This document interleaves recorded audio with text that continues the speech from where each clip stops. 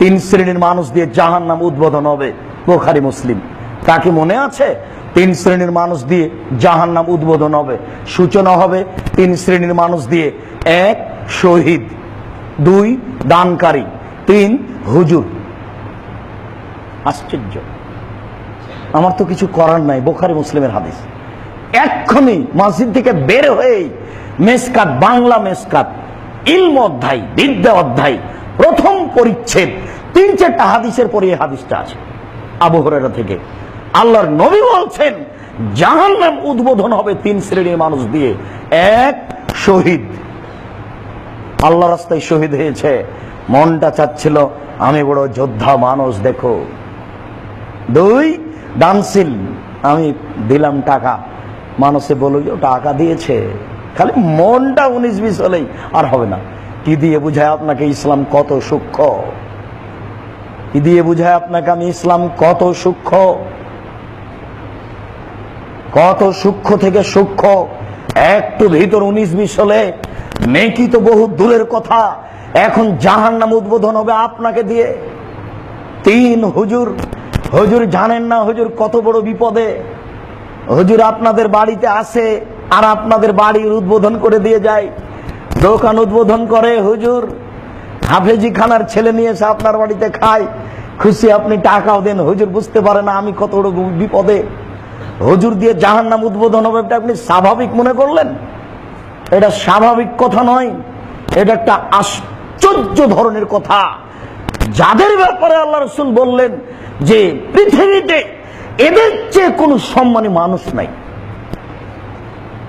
যাদের জন্য ক্ষমা চায় আকাশ, যাদের জন্য ক্ষমা চায় জমিন, যাদের জন্য ক্ষমা চান ফেরেশতা, যাদের জন্য পৃথিবীতে যা কিছু আছে জড়বস্তু পদার্থ আর প্রাণীপূর্ণ পৃথিবীর সব কিছু ক্ষমা চায় যাদের জন্য, তারা হলো আলেম।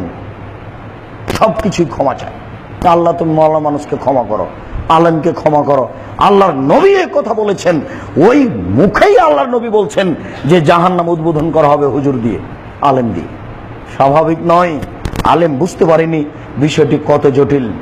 আবু হুরায়রা রাদিয়াল্লাহু তাআলা আনহু বলেন, রাসূল সাল্লাল্লাহু আলাইহি সাল্লাম বলেছেন, লা তুসাহিব ইল্লা মুমিনান, মুমিন ছাড়া কাউকে বন্ধু হিসাবে গ্রহণ করো না। ওয়ালা ইয়াকুলু তুআমাকুম ইল্লা তাকিউন, পরহেজগার মানুষ ছাড়া যেন তোমার বাড়িতে কেউ দাওয়াত না খায়। ফকির যারা এসেছে, ও চোর, গুন্ডা, লুচ্চা যেই হোক না কেন, জমিদার হোক না কেন, হাতিতে চড়ে যদি আসে ভিক্ষুক, তাকে 2 টাকা দিয়ে দিবেন, চলে যাবে।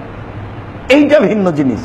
আর আপনি যাকে শখ করে দাওয়াত খাওয়াচ্ছেন, পরহেজগার ব্যক্তি ছাড়া যেন আপনার বাড়ির খাদ্য কেউ না খায়।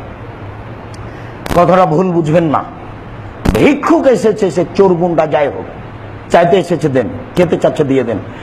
স্বেচ্ছাই যাকে ভাত খাওয়াবেন আপনার বাড়ির, সে পরহেজগার ছাড়া যেন আপনার বাড়ির কেউ স্বেচ্ছায় ভাত না খায়। এটা শরীয়ত।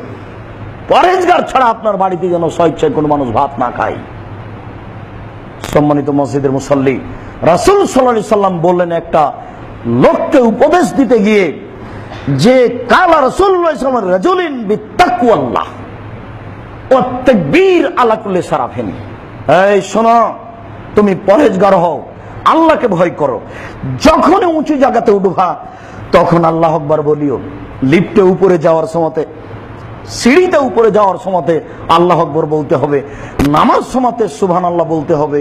এ কথা ঠিক, রাসূল সাল্লাল্লাহু আলাইহি সাল্লাম এ কথা বলেছেন।